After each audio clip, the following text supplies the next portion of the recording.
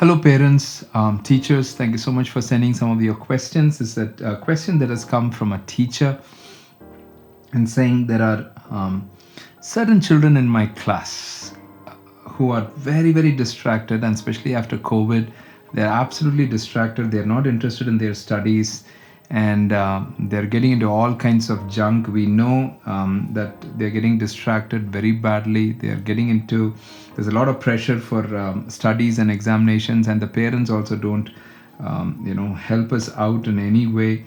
How can we deal with some of these children?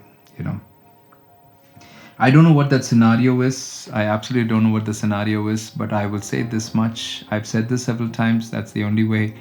You may have to start meeting with these group of children, maybe initially as one-on-one. If you can take some time out, I don't know how it's going to happen in our scenario. That's why I said I don't know your environment, I don't know your scenario. But if you can somehow take some time out to just to spend time one-on-one with these children, and not to be in a place to advise them or lecture at them or condemn them or even personally warn them or say some. No. Have them talk rather than you talking.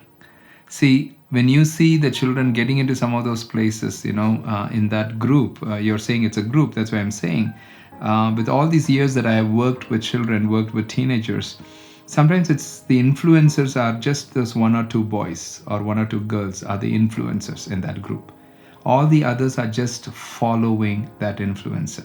So if you can somehow find out who the influencer is, or you might already know, spend time with that influencer to see how you can connect. And for this place, the connection needs to happen where there needs to be a place where you need to affirm these kids, affirm them so much.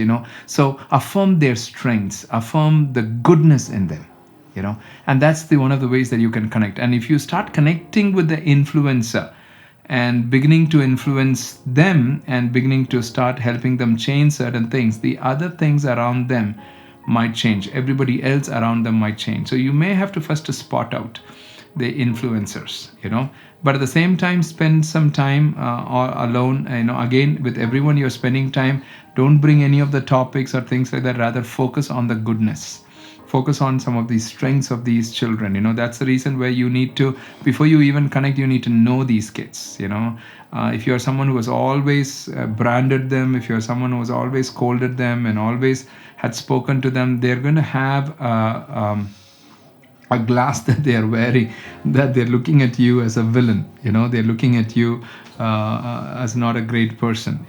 So as a teacher, sometimes many of the teenagers would term them that way. Just said, oh, she's so and so. I don't want to tell you all those names that the teenagers call their teachers, but they might not really look at you as somebody really positive. You understand what I'm saying? So you want to really change that glasses first. You may have to take out those glasses and change that perspective first. And to change that, you have to publicly maybe start to affirm them, or attention-seeking behavior is what it is. That's where they're getting distracted, getting into all those places and things like that. Maybe there are situations inside their house that is not a great situation. That's where you're saying, I don't know again the whole scenario. Maybe that's why some of those situations are not very great, and that's where the children are behaving. Please always understand this. I've said this several times. There is always meaning behind behavior. There is always meaning behind behavior.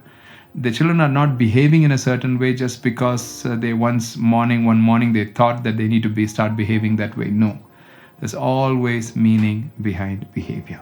So I pray for God's grace, but connect with them and see how you can slowly, may God give you wisdom, because different children are different personalities, so you may have to even play around a little bit there alongside with them in their personalities and see how you can connect with them and begin to really get through into their inner circle or into their, maybe the first times that you might even try to connect with them.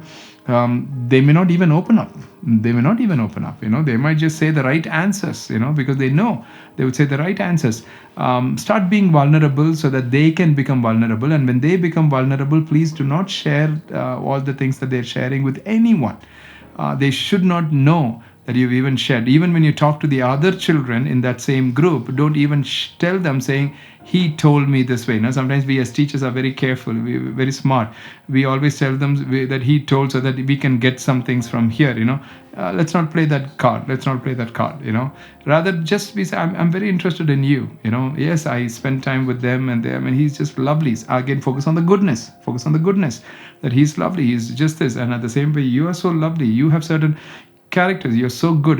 Maybe think about certain incidences that has happened in the class or in the school, and how this boy had reacted, and remind him of that incident. Say, in that incident, everybody was saying this and doing this, and but you stood up and you did this, or you stood for this, or you worked this out.